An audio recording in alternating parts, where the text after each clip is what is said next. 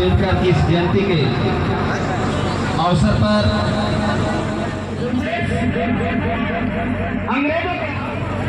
और जब डॉक्टर भीमराव अम्बेडकर संविधान सभा में बैठकर संविधान को लिख रहे थे, उस समय उन्होंने इस चीज को गौर किया कि आज दलित, पिछड़ा,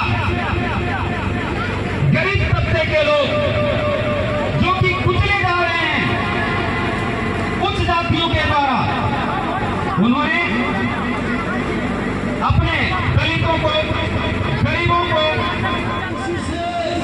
इसी कार्यक्रम के माध्यम से हम सबों को एक प्रेरणा मिलता है, एक सीख मिलता है, एक समझ मिलता है कि हमें क्या करना चाहिए। जयंती हम लोग बहुत मनाते हैं, परंतु जयंती का जो मूल चीज है, बाबा साहब का मूल चीज है, बाबा साहब अम्बेडकर का जो मूल बातें हैं, हमें ध्यान और दिलों में रखना चाहिए। तभी हम उनको अनुयायी बन सकते हैं, तभी उसके कर्म आगे बढ़ा सकते हैं। केवल जयंती मना करके हमने कहा रात धनवान में कि ऐसे कार्यक्रम तो हम लोग करते आ रहे हैं, बहुत सारा डांस करने से, बहुत सारा भीड़ दिमाग इकट्ठा होने से हमें अपने सामाजिक का परिवर्तन नहीं कर सकते हैं। उसका एक ही विकल्प है, एक ही रास्ता है, वो है अपना वोट, वो है अपना राजनीतिक प्रण। तो हम अपने परिवर्तन के माध्यम से अपना एमपी एमएलए को पैदा कर सके। इसलिए आप तमाम साथियों से मेरा आग्रह होगा कि बाबा साहब ने जो व्यवस्था दिया, बाबा साहब को मानते हैं, आप अपने शक्ति को, अपने ताकत को, अपना बुद्धि को सही जगह लगाने के काम करें, ताकि अपने समाज का व्यवस्था हमेशा हमेशा के लिए, फ्यूचर के लिए बने रहे।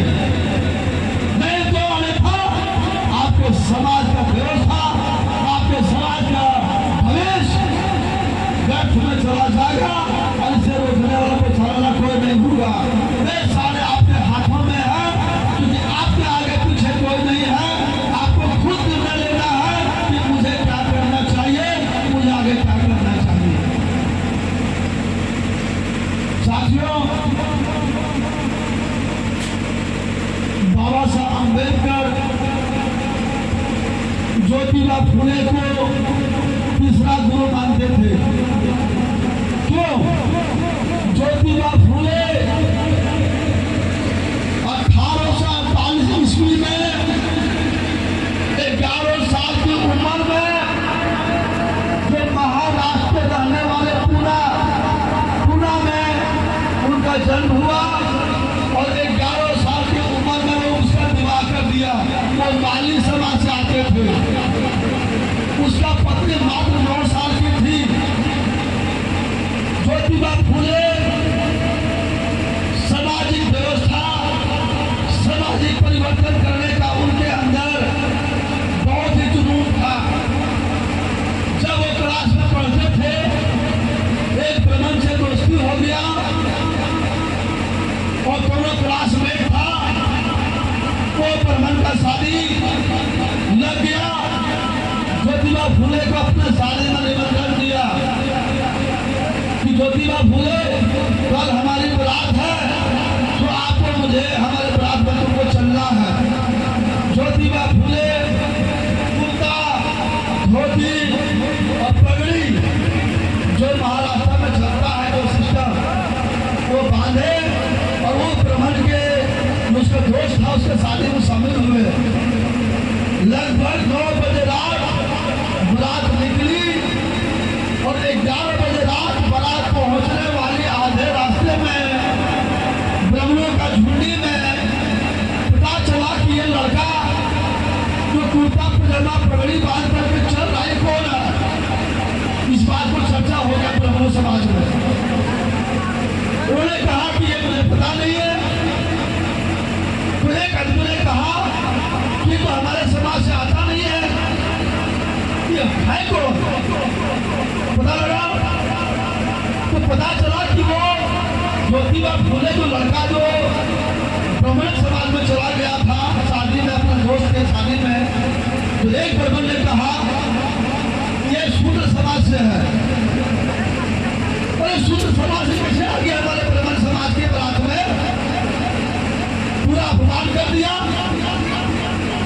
से बोलो, जो बराती का दूल्हे है उसके दूल्हे से बोलो, या तो इस लड़का को वापस करे, या तो हम तमाम ब्राह्मण समाज के लोग वापस हो जाएंगे।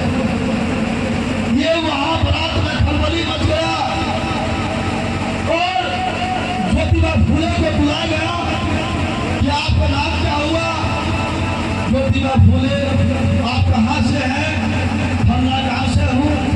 सारे ब्राह्मण को इस बात को पता चल गया कि अछूत शूद्र समाज से है। तो वहां के दूल्हे को बोला कि ये लड़का वापस करो, या तो हम तमाम लोग वापस हो जाएंगे। ज्योतिबा फूले इस बात को सुना, आंख में आंसू, धड़कन थे, रोने लगा। मैं पढ़ा लिखा इंसान हूँ, मैं माली समाज से आता हूँ, पिछड़े समाज से मैं हूँ, लेकिन हमारा कसूर क्या है? मेरा कसूर यही है कि मैं अछूत समाज में पैदा हुआ। और अपने दोस्त से बोला, ब्राह्मण दोस्त से बोला कि दोस्त, मुझे कोई दिक्कत नहीं है, आप अपने समाज के साथ बुला जाइए, मैं यहीं से लौट जाता हूँ। बहुत कष्ट हुआ। वो ज्योतिबा फूले आधी रात में बारात से लौट गया। सुबह 4 बजे देखा कि तालाब के किनारे दलित समाज आगे झाड़ू, पीछे झाड़ू, आगे हाड़ी रास्ता को साफ कर रहा है। ज्योतिबा फूले इस बात को नजदीक से देखा, सामने देखा कि पढ़ा लिखा इंसान मुझे ब्राह्मण समाज में अपने बराती से लौटा दिया। मेरा कसूर था कि मैं अछूत में पैदा हुआ, लेकिन ये देखिए हमसे कितना वो नीचे है कि यहाँ रास्ता को साफ कर रहा है, आगे हानि है। मैं इस समाज के लिए आगे लड़ाई लड़ूंगा, मैं इस समाज के लिए आवाज उठाऊंगा, मैं समाज के लिए व्यवस्था सामाजिक तौर पर मैं करूंगा। और उन्होंने प्रेम दिया। सुबह 4 बजे और ज्योतिबा फूले पूरे अपने पढ़ लिख करके अपने अनपढ़ पत्नी को, ज्योतिबा फूले को घर में बीए पास करा करके 1848 में, जिस समय पूरे पढ़ाई लिखाई पर प्रतिबंध था, ब्राह्मणों के विरोध में, पूरे अछूतों पर, दलितों पर, पिछड़ों पर पूरे रोक था, उस समय ज्योतिबा फूले अपने पत्नी ज्योतिबा फूले को 1848 में अंग्रेजों के साथ मिल करके अंग्रेज ने साथ दिया और 18 विद्यालय दलितों के लिए खोलने के काम किया। और वहां के दलित पिछड़े नारियों के लिए, बच्ची के लिए विद्यालय खोलने के काम किया। और पहला शिक्षिका ज्योतिबा फूले इस देश का बनी। उस समय नारियों पर बहुत ही प्रतिबंध था, मनुस्मृति लागू था भारत में। और ज्योतिबा फूले ने भारत का पहला शिक्षिका बन करके नारियों को शिक्षा देने के काम किया। 18 विद्यालय का निर्माण किया। इसका सबसे सहयोग रहा तो अंग्रेजों का रहा। अंग्रेजों ने काफी इसको सहयोग किया। बाबा साहब अम्बेडकर इस बात को समझा और उसी बात को फॉलो करते हुए, दिमाग में लेते हुए, हिंदू कोड की तहत भारत के संविधान में 50% महिलाओं को आरक्षण दिया। वो ज्योतिबा फूले का दिन है, वो बाबा साहब का दिन है, वो छत्रपति शाहू महाराज का दिन है। इस बात को हमें समझना चाहिए। आज हम लोग मानता बना कि पश्चिम बंगाल के मुख्यमंत्री है, आपका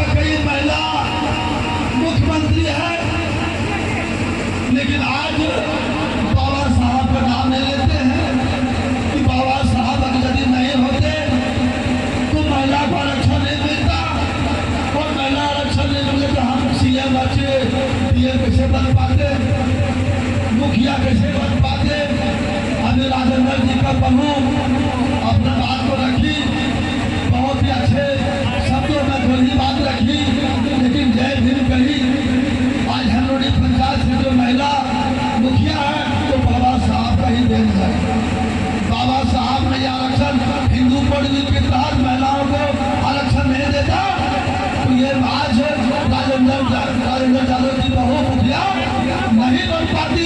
इस बात को हमें समझना पड़ेगा। इसलिए बाबा साहब का एक एक विचार, एक एक बातें अपने दिमाग में, दिलों में बिठा लेना है। जो कहा उसे देश में लागू करने की